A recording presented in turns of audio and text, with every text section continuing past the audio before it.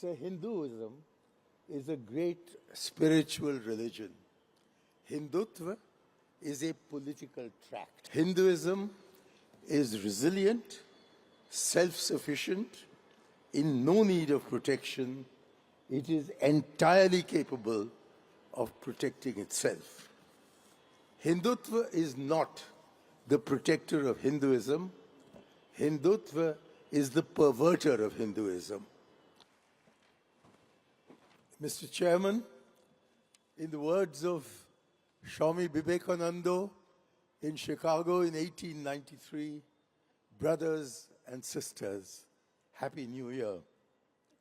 So Hinduism is a great spiritual religion. Hindutva is a political tract. Hindutva came only in 1923. For thousands of years before Hindutva, Hinduism faced trial and tribulation, and yet survived, indeed flourished, with no need of Hindutva protection. For example, the first census in 1872 found, after what Hindutvists call a millennium of slavery, that less than a quarter of India's population had embraced Islam. Hinduism is resilient, self-sufficient, in no need of protection. It is entirely capable of protecting itself. Hindutva is not the protector of Hinduism. Hindutva is the perverter of Hinduism. It Semiticizes the Sanatan Dharma based on an imported idea of territorial nationalism as established by Savarkar's biography of Joseph Mazzini and embellished in practice by Dr. Munje and Guruji Golwalkar through their admiration, respectively, of Mussolini's fascism and the racist theories of Hitler's Nazism. What I hope to establish in the next 9 minutes is that faced with a choice between Savarkar's Hindutva and the Hinduism of Gandhi or Swami Vivekananda, there is no way their Hinduism can be protected or promoted by Savarkar's Hindutva. For there is an unresolvable contradiction between Gandhi's collection, the essence of Hinduism, and Savarkar's 1923 publication, The Essentials of Hindutva. For, while on the first page of Savarkar's book is emblazoned the slogan, "Hinduize politics and militarize Hindudom," Gandhiji, in Young India, October 1921, defined what he said was the creed of Hinduism as the search for truth through non-violent means. While Savarkar wrote, "Hindus understand themselves as Hindus through acts of violence," the Mahatma wrote, "The Hindu has an old age civilization. He is essentially non-violent."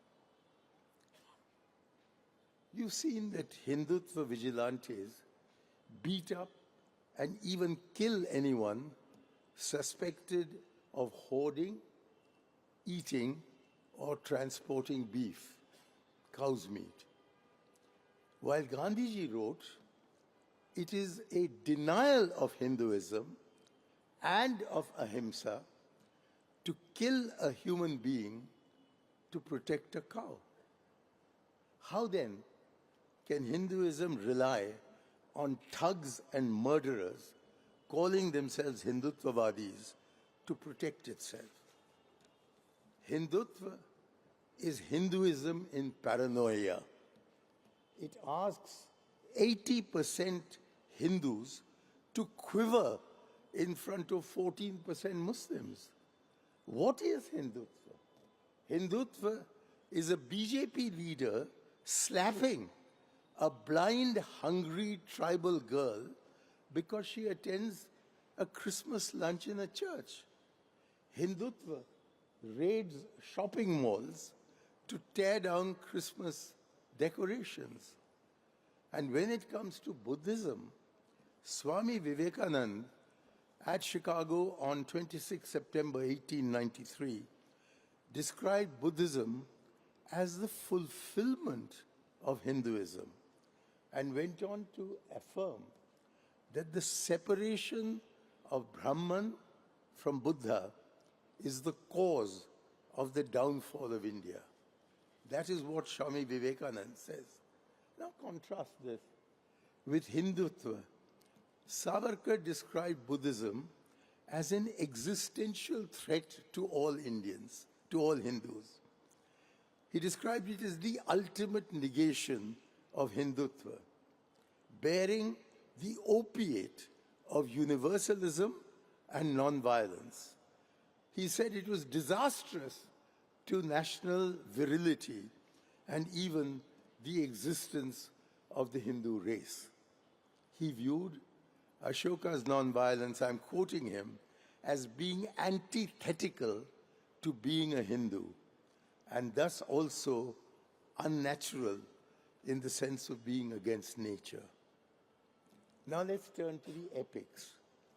Gandhiji read the Ramayana as the unfolding of Ram Rajya, while Savarkar described, and I'm going to quote him, Savarkar described Lord Ramachandra's victory over the king of Lanka. That is the words of Savarkar. The victory over the king of Lanka as the final stage in the colonization of the land. That's how he views it, which created a unified nation of Hindus, making a territory conquered by Hindus a holy place meant only for Hindus. What connection is there between Gandhiji's Ramayana and Savarkar's Ramayana? Tonight, you have to choose between Gandhi's Ramayana and Savarkar's, between Gandhi's Mahabharata and Savarkar's. Gandhi and Savarkar first met in London in 1910. Savarkar quoted the Gita to urge warfare as a duty that Hinduism imposes upon its followers. Gandhi replied that the real message of the Mahabharata is the futility of war, the emptiness of violence. Later, writing in his journal, Young India, in August 1931, Gandhiji wrote, and I quote, "The author of the Mahabharata has not established the necessity of physical warfare.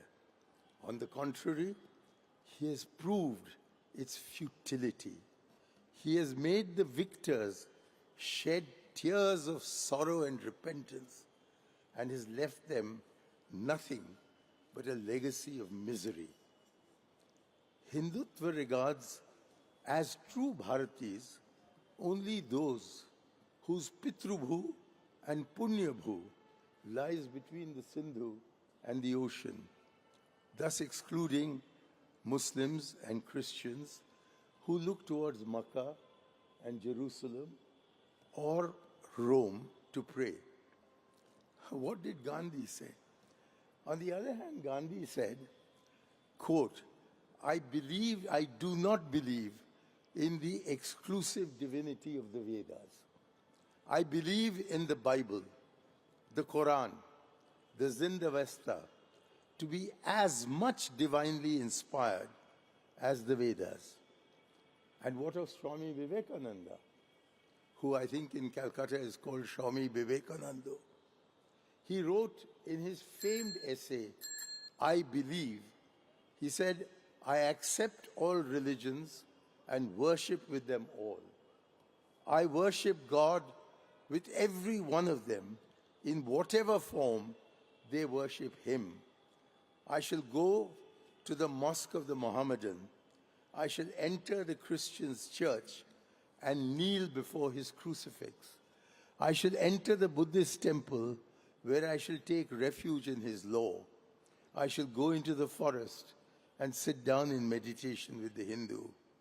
And what did Savarkar write? He said, even after the horrible experience of 1,000 years or so, the Hindus went on tolerating even such a hideous religion as Islam. This is Hindutva. While Swami Vivekananda wrote from Almora on 10 June 1898, for our own homeland, a juncture of two great systems, Hindu and Islam, Vedanto brain and Islam body is the only hope.